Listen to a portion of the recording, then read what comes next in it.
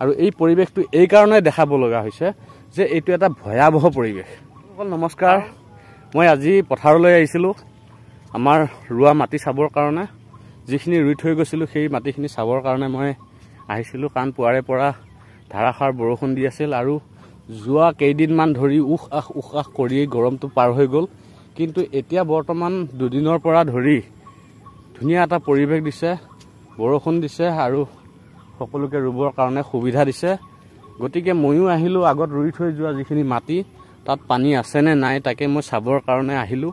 আহি ইয়াত কিছুমান পৰিৱেশ দেখিলোঁ, সেই পৰিৱেশটো মই আপোনালোকক দেখাম বুলি এই ভিডিঅ'টো লৈ আহিলোঁ। আৰু যদি এই পৰিৱেশটো আপোনালোকে দেখি যদি আপোনালোকে কিবা পৰিৱেশটোৰ বিষয়ে আপোনালোকে কি ভাবে আপোনালোকে কমেণ্ট কৰি জনাব। আৰু এই পৰিৱেশটো এই কাৰণে দেখাব লগা হৈছে যে এইটো এটা ভয়াৱহ পৰিৱেশ। বন্ধুসকল, এটা সামান্য ভুলৰ কাৰণে হয়তো কাৰোবাৰ ক্ষতিসাধন হ'ব পাৰে আৰু কোনোবা আঘাতপ্ৰাপ্তও হ'ব পাৰে। এইটো হ'ব যে চিৰ', এইটো 100% চিৰ'। গতিকে মই আপোনালোকক সেই দৃশ্যটো দেখাওঁ। এইবোৰ বটল দেখিছে, ৰাস্তাৰ এনেকৈ জুৱলিত পেলাইছে। ইয়াৰ পৰা বাগৰি পথাৰত পৰিব। পথাৰে যেতিয়া হাল বাবৰ কাৰণে মাটি বোকা দিবৰ কাৰণে ট্ৰেক্টৰ মাতিব, ট্ৰেক্টৰ মতাৰ পাছত ট্ৰেক্টৰৰ ফালত লাগি সেইবোৰ ভাঙি চিঙি চূৰ্ণ বিচূৰ্ণ হৈ যাব। আৰু লগতে চূৰ্ণ বিচূৰ্ণ হোৱাৰ লগতে কি হ'ব, এইবোৰ চাওক, ৰাস্তাৰ দুয়ো কাষে দেখিছে, একাষে বিয়ৰৰ বটল আৰু সিফালে পথাৰ দেখিছেনে। আৰু মই আনফালে দেখাম, ইয়াৰ ৰাস্তাৰ কাষে কাষে পৰি আছে বটল, এয়া দেখিছে,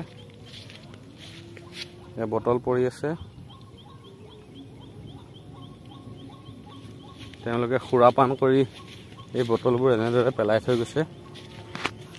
সুৰাপান কৰাটো মই অপৰাধ বুলি নকওঁ, কাৰণ পৃথিৱীত সকলোৱে সুৰাপান কৰে বা বহুতেই কৰে, সকলো বুলি নকওঁ, বহুতেই কৰে। বহুতে কৰিলেও কিন্তু এই বস্তু ইয়াত পেলাব নালাগে। এই বস্তুটো ইয়াত পেলালে কাৰোবাৰ ক্ষতিসাধন হোৱাটো নিশ্চিত। ইয়াত দেখিছে, এইটো পানীতেই পৰি আছে, বিয়েৰৰ বটল, আপোনালোকে চাওক, এইটো পানীতেই পৰি আছে। এনেধৰণৰ পৰিৱেশৰ পৰা আনৰ ক্ষতিসাধন হোৱাটো নিশ্চিত। গতিকে সেই কামটো সুৰাপায়ীসকলে এনেধৰণে কৰিব নালাগে। আছে, তাক পেলোৱাৰ জেগা আছে, আপোনালোকে চাব পাৰে। এনেধৰণৰ যিটো জাহুক জংঘল, এই জংঘলৰ মাজতে এয়া পেলাই থৈছে, দেখিছেনে, এয়া পেলাইছে, এয়া এনেধৰণে পেলাই থৈছে, দেখিছেনে। ইয়াত অসুবিধা বুলি মই নাভাবোঁ। কিহৰ কাৰণে তেওঁলোকে এটা নিজৰ ছেফটিত পেলাইছে, যাতে কাৰো কোনো ক্ষতিসাধন নহয়, পথাৰত পৰি যাব যাতে নোৱাৰে, বা পথাৰত পৰিলে আনৰ ক্ষতিসাধন হ'ব বুলি বুজি পাই তেওঁলোকে এনেদৰে পেলাই থৈ গৈছে। সেইটো বেয়া নহয়, কিন্তু পথাৰত দলিয়াই দিয়া বা পথাৰৰ যিটো ৰাস্তাৰ দাঁতি কাষৰীয়া সেই জেগাত পেলাই থ'লে তেওঁলোকেও নিশ্চয় জানে, বহুত গুণী জ্ঞানী মানুহ, প্ৰশিক্ষিত লোক, তেওঁলোকেও নিশ্চয় জানে যে এইটো যদি পথাৰত পৰি যায় তেনেহ'লে যিসকলে ইয়াত হাল বাব আহিব বা ট্ৰেক্টৰে হাল বোৱাৰ পাছত ট্ৰেক্টৰৰ ফালত লাগি ভাঙি যোৱাৰ পিছত ইয়াত যিসকলে ৰুব আহিব তেওঁলোকৰ নিশ্চয় ক্ষতিসাধন হ'ব। সেই কথাটো নিশ্চয় জানে, জানি শুনিও এনে ভুল কাম কৰিব নালাগে, ইয়াকে মই ক'লোঁ।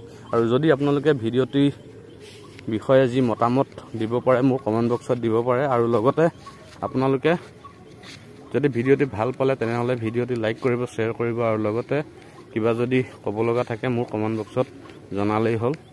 আজিলৈ এই ভিডিঅ'টি ইমানতে সামৰণি মাৰিছোঁ। নমস্কাৰ।